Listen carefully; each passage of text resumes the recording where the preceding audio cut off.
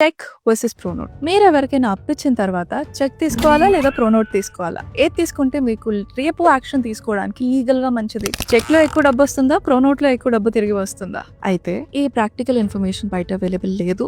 So జాగ్రత్తగా వినండి. Real cases ఇలాంటివి చూస్తున్నాను కాబట్టి చెప్తున్నాను. సపోజ్ మనం చెక్ తీసుకున్నాం, ఏం చేయొచ్చు? ఎన్ఐ యాక్ట్ కింద ఒక క్రిమినల్ కేసు ఫైల్ చేయొచ్చు.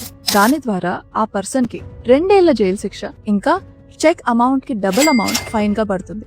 అండ్ మీకు ఈ చెక్ అమౌంట్ ఏదైతే ఉందో ఆ ఫైన్ లో నుంచి మీకు ఇవ్వబడుతుంది అండర్ కొన్ని సెక్షన్స్. అయితే ఇది క్రిమినల్ కేసు కాబట్టి ఇందులో కోర్ట్ ఫీజు మిగతా కేసెస్ కంటే చాలా తక్కువ ఉంటుంది. అండ్ మీరు చెక్ అమౌంట్ వస్తుంది, ఇంట్రెస్ట్ రాదు. అదే మీరు ప్రోనోట్ తీసుకున్నారనుకోండి, మీకు ఇంట్రెస్ట్ తో సహా అమౌంట్ వస్తుంది మీ కేసెస్ లో మెరిట్స్ ఉంటాయి. అయితే ఇది సివిల్ కేసు కాబట్టి కోర్ట్ ఫీజు కట్టాల్సి ఉంటుంది. చెక్ కేసులో కంటే ఇక్కడ మీకు స్లైట్లీ కోర్ట్ ఫీజు కొంచెం ఎక్కువ ఉంటుంది.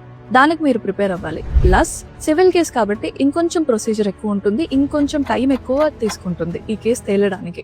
అఫ్ కోర్స్ ఎంత టైం తీసుకుంటుందో దాంతో కలిపి ఇంట్రెస్ట్ అమౌంట్ మీకు వస్తుంది. సో మీరు కోర్ట్ ఫీజు అనేది పెట్టుకోగలిగితే ప్రోనోట్ వెళ్ళండి. కోర్ట్ ఫీజు ఎక్కువ పెట్టుకోలేమో అనుకుంటే చెక్ బౌన్స్ వెళ్ళండి. మీకు ఇంట్రెస్ట్ తో సహా కావాలి అంటే ప్రోనోట్ వెళ్ళండి.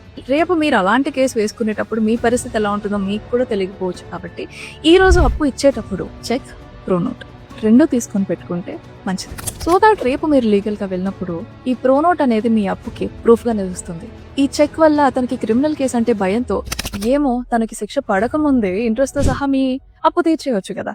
So we never know. ముందు జాగ్రత్త తీసుకుంటే చాలా సేవ్ అవుతారు.